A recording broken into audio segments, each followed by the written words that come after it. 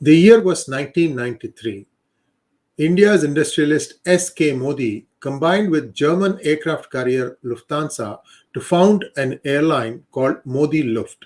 By 1996, this airline had to close down operations. In 2004, a industrialist called Ajay Singh. In fact, he was more like an officer on special duty, and he was considered close to Pramod Mahajan of BJP.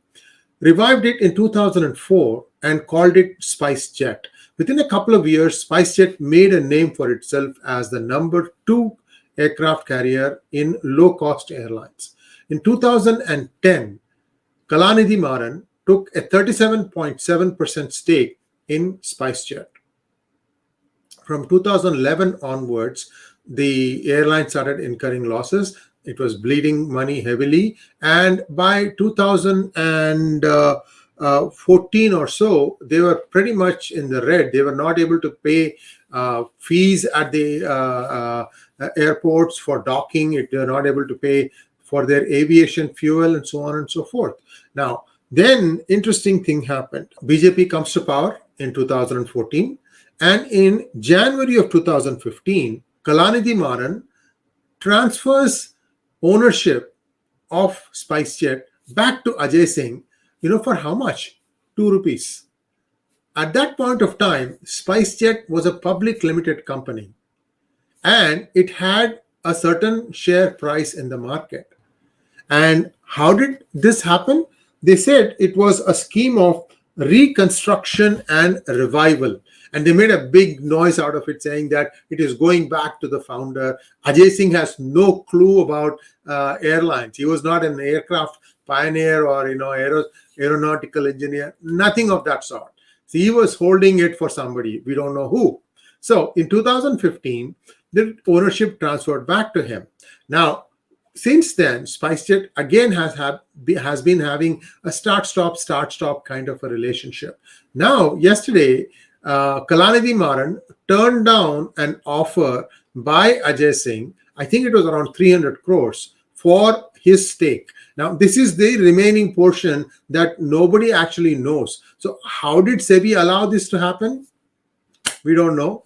The then finance minister was Arun Jaitley. The then state minister for commerce was Nirmala Sitharaman. Perhaps Madam Sitharaman can throw some light on how this deal was allowed to go through. Because when you have a public limited company trading at a certain stock price in the market, and if somebody sells this to somebody else at a lower price, then shouldn't all the common shareholders also be given the opportunity to buy it at this lower price? So SEBI again allowed this to happen. How did this happen? So, this organization called SEBI, that it stands for the common shareholder, is a big joke. It is useless, full of incompetence, and whenever it even comes down and passes a ruling, it is watered down, full of holes from which easily people can escape. So now the sticking point is Kalanidhi Maran wants 960 crores for what is owed to him. Now, again, shroud of secrecy. Nobody knows what exactly were the terms discussed, but what we now know is that this fellow wants 960 crores. And the Supreme Court a bench headed by the Chief Justice N.V. Ramana is mulling it over. This is the story of India's public limited companies.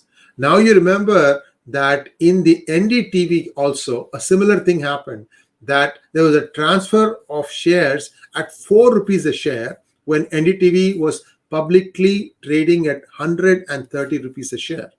You see how now the government cannot allow the NDTV transaction to be exposed, because if it is wrong there, it is also wrong here. Who is the owner here? Who are the owners here? Will the BJP come and say who they are? Well, this is the eternal problem. We can't really solve some of these problems in Indian industry. It's a mess. You don't know where to start and where to end. However, What we do know is that everybody will keep on carrying losses and get become NPAs, and keep getting loans from banks. And if there is an upside, if they're able to turn it around, then they take all the upside. And if there is a downside, they just walk away from it. So this is the unfortunate story of India's industry today. Thanks for watching. Do like, share, and subscribe to our channel. And do not forget to click on the bell button. Namaskar.